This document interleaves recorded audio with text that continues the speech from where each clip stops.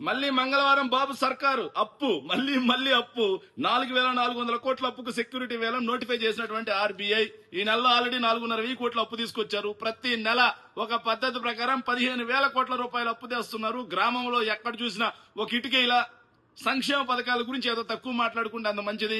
ఇక అభివృద్ధి అనేది ఆకాశం అంత దూరం చూసినా ఆమడంత దూరం చూసినా కనిపించట్లా. కానీ డబ్బులన్నీ ఏమైతున్నాయంటే తెలుగు తమ్ముళ్ళు పందికొక్కుల్లో దోచుకు తినడానికి మాత్రమే వస్తా ఉన్నాయి. ఇప్పటికే 3,50,000 కోట్ల రూపాయల అప్పు కేవలం 24 నెలలు తిరగకుండానే చేసినటువంటి ఈ సర్కారు ఇప్పుడు మళ్ళీ 4,400 కోట్ల అప్పుకి వెళ్తా ఉందంటే నిజంగా అప్పు రత్న ఎవరు? అప్పుల వీరుడెవరు? అప్పుల సామ్రాట్ ఎవరు? ఎల్లో పత్రికలు కూడా సమాధానం చెప్పాల్సిన అవసరం ఉంది.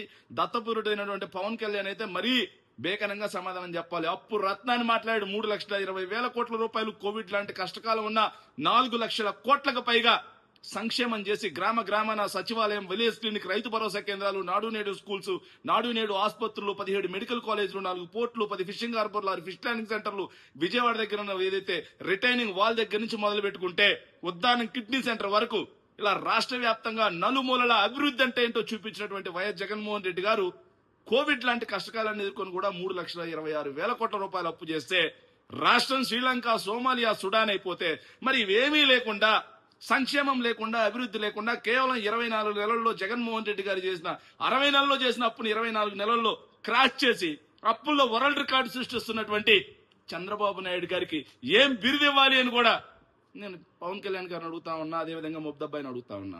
ఈనాడు, ఆంధ్రజ్యోతి పత్రికలు ఎందుకని చెప్పి దీన్ని హైలైట్ బ్యానర్ ఐటమ్ గా రాయలేకపోతా ఉన్నాయి. చంద్రబాబు నాయుడు గారి మోచేతి నీళ్లు దాగి జర్నలిజం విలువలకి తిలోదకాలు వదులుతూ ఈ రోజు చంద్రబాబు నాయుడు చేసే అప్పుని రుణ సమీకరణాన్ని రాసే వీళ్ళ యొక్క జర్నలిజం అనాలా, లేకపోతే పెన్ను పట్టుకున్నటువంటి వ్యభిచారం అనాలా? వీళ్ళని ఇంత దుర్మార్గంగా నడుస్తా ఉంది. రాష్ట్ర ప్రజలు కూడా గమనించాలి. ఈ రోజు రాష్ట్ర పరిస్థితి ఏంటంటే రాష్ట్రానికి రావాల్సినటువంటి ఆదాయాలు జగన్మోహన్ రెడ్డి గారి ప్రభుత్వ హయాంతో పోలిస్తే తగ్గిపోతా ఉన్నాయి. సంపద సృష్టి అని సంపద ఆవిరి చేశాడు. అప్పుడేమో సంపద సృష్టి అని ఇప్పుడు పిల్లలే సంపద అన్నాడు. ఒక్కొక్కరిని 3, 4 కనమంటా ఉన్నాడు. ఆయన మాత్రం ఒకరినే కంటాడు, ఆయన కొడుకు మాత్రం ఒకరినే కంటారు. ఇంకోవైపు చూస్తే రాష్ట్రాన్ని అప్పుల కుప్పలా చేస్తూ రాష్ట్ర ఆర్థిక వ్యవస్థని విధ్వంసం చేస్తూ సర్వనాశనం ఆర్థిక చట్టాన్ని తూట్లు పొడుస్తున్నటువంటి ఈ ఆర్థిక విధ్వంసకారుడు చంద్రబాబు నాయుడు గారి యొక్క చరిత్ర ఇది అని కూడా రాష్ట్ర ప్రజలు విఘ్నతతో ఆలోచన చేయాల్సినటువంటి అవసరం ఉంది.